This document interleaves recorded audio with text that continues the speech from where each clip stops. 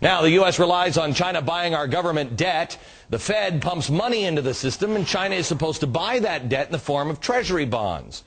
Has anybody thought, what happens if things go badly with China and they stop buying our debt? Stephen Moore, senior economics writer at the Wall Street Journal, author of The End of Prosperity.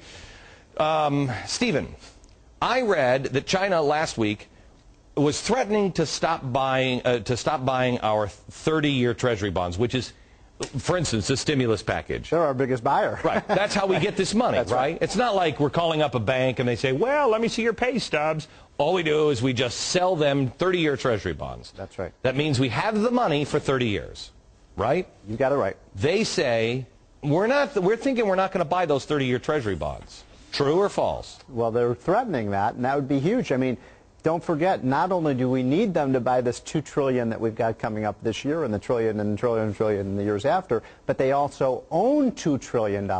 And you really want to get apocalyptic. What happens if they start selling what they've already got when we're trying to... Everyone will say, oh, they're not going to do that because they need us just as much as we need them, yada, yada, yada. Right. Well, there's some truth to that, but here's the problem, Glenn.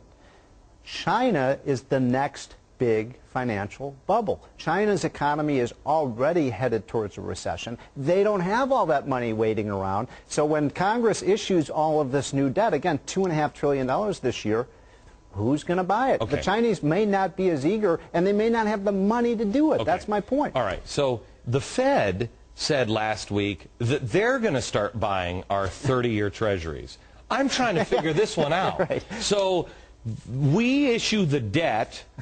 We give it to the Treasury. They try to sell it. The Fed buys it. That's right. Aren't we just kind of... This is very much like the way Social Security works. It's exactly right. It's a big Ponzi scheme. It doesn't work. You know, it's like a big vault of IOUs. You're right. The Fed can't buy the debt that it's issuing. That's like a bank, you know, issuing debt and then buying it itself. Okay. So how long do you think we have, Stephen, before this stuff starts to burst? Before it doesn't work anymore? Well, here's what happens.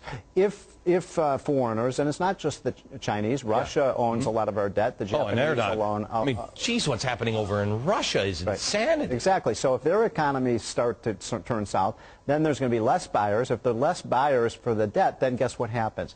We have to raise the interest rate. Now, guess who is the biggest debtor in the entire world? The United States government. And so if we start seeing higher interest rates, then the cost of this stimulus plan, you know, raises another $200, $300 billion.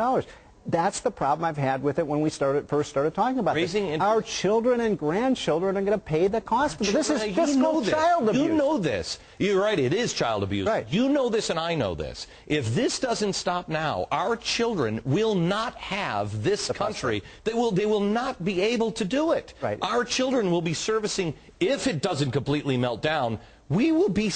You know, who we'll be? We'll be Mexico.